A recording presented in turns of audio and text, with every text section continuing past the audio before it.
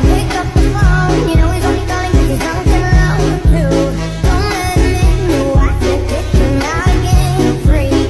Don't be afraid, you know you're gonna wake up in his bed in the morning. Pengertian sekulerisme. Perkataan sekular yang berasal dari bahasa Latin seculum mengandung makna suatu yang ditandai dengan dua pengertian, yaitu waktu atau tempat atau ruang. Sekular dalam pengertian waktu merujuk kepada sekarang atau kini, sedangkan dalam pengertian ruang merujuk kepada dunia atau duniawi. Jadi, seculum bermakna zaman kini atau masa kini, dan zaman ini atau masa kini merujuk kepada peristiwa di dunia ini, dan ini juga berarti peristiwa-peristiwa masa kini. Tekanan makna pada istilah sekular adalah diletakkan pada suatu waktu atau masa tertentu di dunia yang dipandang sebagai suatu proses kesejahteraan. Konsep sekular merujuk pada keadaan dunia atau waktu, tempo atau zaman ini. Dari sini kita dapat melihat benih makna yang dengan mudah berkembang secara alami dan logis ke dalam konteks eksistensial dunia yang selalu berubah. Dunia menjadi tempat munculnya paham relativitas tentang nilai-nilai kemanusiaan. Sekularisasi didefinisikan sebagai pembebasan manusia, pertama dari kukuhan agama dan kemudian dari kukuhan metafisika yang mengatur akal dan bahasanya.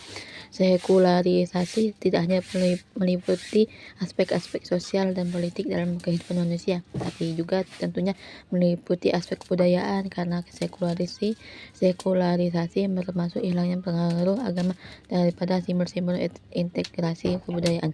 Sekularisasi juga mengandung makna suatu proses kesejahteraan yang tidak dapat diterbalikan, di mana masyarakat dan kebudayaan dibebaskan dari bimbingan dan kawalan agama serta pandangan alam, yang merupakan suatu pembangunan yang membebaskan. Dan hasil terakhir sekularisasi adalah metafisisme kesejahteraan. Oleh karena itu, menurut mereka sejarah adalah suatu proses sekularisasi.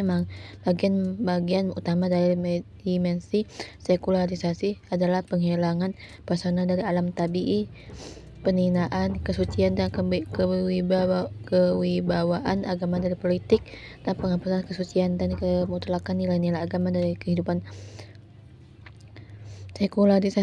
Sekularisme berasal dari kata Latin seculum yang berarti duniawi atau masa kini. Secara umum, sekularisme adalah paham yang memisahkan urusan agama dari urusan negara atau kehidupan politik. Dalam konteks ini, sekularisme menetapkan agama sebagai urusan pribadi dan tidak mencampurkannya dengan kebijakan atau hukum negara. Kemudian asal-usul sekularisme di dunia barat. Sekularisme sebagai konsep mulai berkembang di Eropa pada abad pertengahan.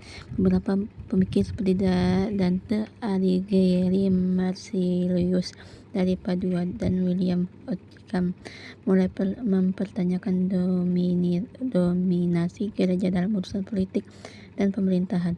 Mereka mengusulkan pemisahan antara kekuasaan spiritual dan temporal yang menjadi cikal bakal sekularisme modern.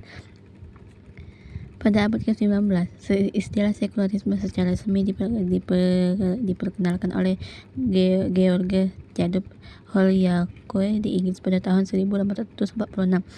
Holyoake mendefinisikan sekularisme sebagai sistem etika yang didasarkan pada alasan manusia dan pengalaman duniawi tanpa mengacu pada agama. Masuknya sekularisme ke Indonesia. Pemikiran sekuler mulai masuk ke Indonesia mulai pengaruh kolonialisme Barat, penjajahan Portugis dan Belanda membawa serta nilai-nilai sekuler ke dalam sistem pemerintahan dan pendidikan di Indonesia. Selama masa penjajahan Belanda, terjadi proses sekularisasi dalam berbagai aspek kehidupan, termasuk ekonomi dan hukum. Pada abad ke-20 muncul tokoh-tokoh Islam modernis di Indonesia yang mulai mengadopsi pemikiran sekuler dalam upaya untuk bereformasi sesuai dengan pendidikan. Mereka berpendapat bahwa pemisahan antara agama dan negara diperlukan untuk kemajuan dan modernisasi bangsa. Sekularisme dalam konteks Indonesia. Setelah kemerdekaan Indonesia menghadapi tantangan dan menentukan hubungan antara agama dan negara, Pancasila sebagai dasar negara mencerminkan upaya untuk menyeimbangkan nilai-nilai religius dan sekuler. Meskipun Indonesia bukan negara sekuler dalam arti penuh, prinsip-prinsip sekularisme tercermin dalam pemisahan. Kemudian, pada periode 1920 sampai 1945, wacana sekularisme Islam di Indonesia berkembang melalui 3 fase utama, yaitu 1920-an munculnya nasionalisme Jawa yang memulai memisahkan identitas kebangsaan dari identitas keagamaan. 2. 1930 sampai 1945, nasionalisme berkembang dengan menekankan cinta dan pengorbanan untuk negara, mengurangi dominasi agama dalam politik. 1945 membentukkan negara bangsa dan menetapkan Pancasila sebagai dasar negara, memperkuat pemisahan antara agama dan politik. Selanjutnya, tokoh-tokoh sekularisme di Indonesia. Ada beberapa tokoh penting dalam perkembangan sekularisme di Indonesia, antara lain yaitu pertama Harun Nasution, yaitu seorang cendekiawan Muslim yang mendukung pemikiran rasional dalam Islam dan mendorong pemisahan antara agama dan negara untuk kemajuan umat Islam. Kedua, Nurkolos Majid mempopulerkan konsep Islam Yes, Partai Islam Nomor Islam, yang menekankan pentingnya memisahkan agama dari politik praktis untuk menjaga kemurnian ajaran Islam. Ketiga, Muhammad Nasir, yaitu meskipun dikenal sebagai tokoh Islam, Nasir menentang sekularisme dan memperjuangkan integrasi antara Islam dan negara. Kemudian, kontroversi dan tantangan sekularisme di Indonesia. Sekularisme di Indonesia tidak lepas dari kontroversi. Pada tahun 2005, Majelis Ulama Indonesia (MUI) mengeluarkan fatwa yang mengharamkan sekularisme, liberalisme, dan pluralisme agama. Fatwa ini menimbulkan perdebatan luas di masyarakat mengenai posisi agama dalam kehidupan politik dan pemerintah. Kemudian, kesimpulan, sekularisme di Indonesia berkembang melalui proses panjang yang dipengaruhi oleh sejarah kolonialisme, pemikiran modernis, dan dinamika politik nasional.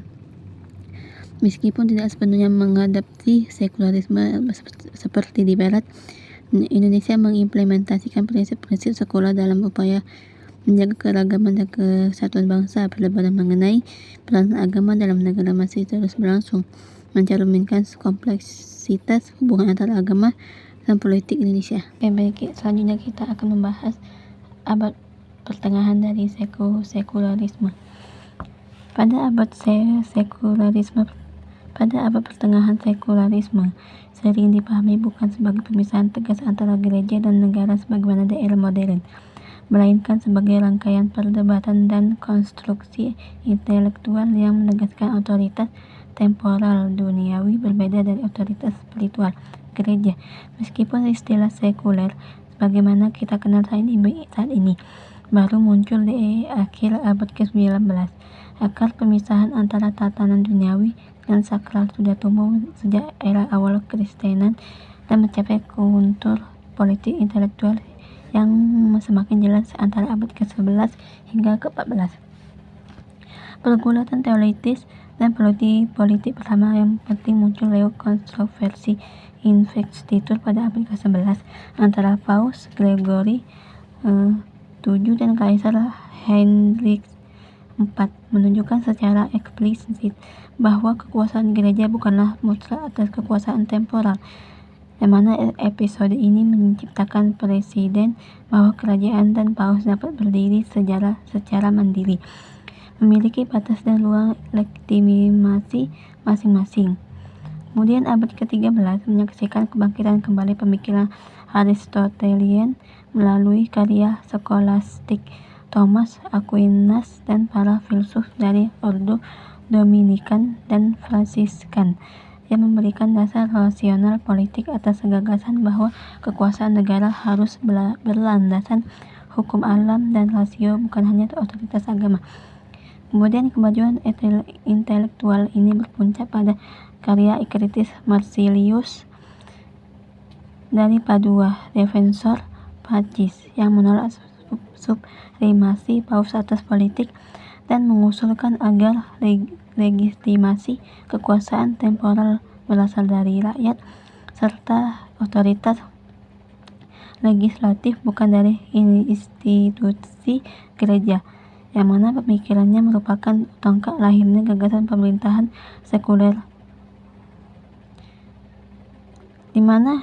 yang mana di ranah hukum sepanjang abad pertengahan awal, agama dan negara cenderung saling terkait. Hukum kanonik diterapkan bersama hukum sekuler, dan penghukuman terhadap bidah menjadi domain sipil dan keagamaan. Namun pada periode berikutnya, mulai dari abad ke-12 hingga ke-14, kita melihat diferensiasi hukum. Undang-undang negara lebih fokus pada masalah sipil seperti perpajakan, properti, dan yurisdiksi. Sementara gereja menjaga pengadilan moral dan spiritual. Inilah cikal bakal pemisahan praktis antara dua ranah kekuasaan. Secara sosial kultural, kehidupan masyarakat abad pertengahan menggambarkan hubungan ambivalen antara duniawi dan sakral, misalnya praktik pengobatan dan bidan menggunakan ritual religius, sementara pada saat yang sama lahir pengajaran medis berbasis rasio dalam tubuh manusia. Bagi banyak umat, agama menjadi bagian privat kehidupan, sedangkan ruang publik semakin diisi oleh hukum dan administrasi duniawi, sebuah persyarat bagi perkembangan sekularisasi perkalangan. Kemudian para pemikir skolastik seperti William dari Oldham dan Dante Alighieri juga ikut menyumbangkan argumen teologis politik dengan menekankan otonomi peradilan negara, serta Dante menggagas pemisahan teokratis dengan negara dalam karyanya De Monarchia, yang mana hubungan Paus Bonifacius VII dan Raja Philip IV Prancis dalam sengketa perpajakan mengilustrasikan dinamika konflik kekuasaan temporal terhadap spiritual, hingga muncul ide bahwa raja memiliki hak independen untuk membajak gereja tanpa didikte Paus, sebuah langkah nyata menuju sekularisasi kekuasaan publik. Lebih luasnya, karya pemikir T. Pagan, Mide Ages, dan Marenbon dalam Pagas and Philosopher mengungkap sebagaimana intelektual Kristen sebagai selama abad pertengahan tidak sepenuhnya menolak warisan filsafat praktis Kristen, tetapi mengalahnya dalam diskursus yang lebih bebas dan rasional. Ini bentuk dasar intelektual sekuler yang mengizinkan pemikiran duniawi berdiri tanpa pemikiran langsung dari otoritas dogmatik gereja. Secara singkat, meskipun sekularisme modern dengan lintas pemisahan keras antara gereja dan negara baru mewujud pada era penerangan dan revolusi, banyak gagasan fondasionalnya telah lahir dan dibentuk selama abad pertengahan. Dari debat teologis investitur, evaluasi hukum kanonik sipil, otoritas ulang negara, hingga karya kritis Marsilius dan skolastik akhir, kita melihat sejarah kompleks dalam pembangunan raja dan sekuler, bukan sekedar menihilkan agama, melainkan mencari keseimbangan antara duniawi dan sakral demi kestabilan politik.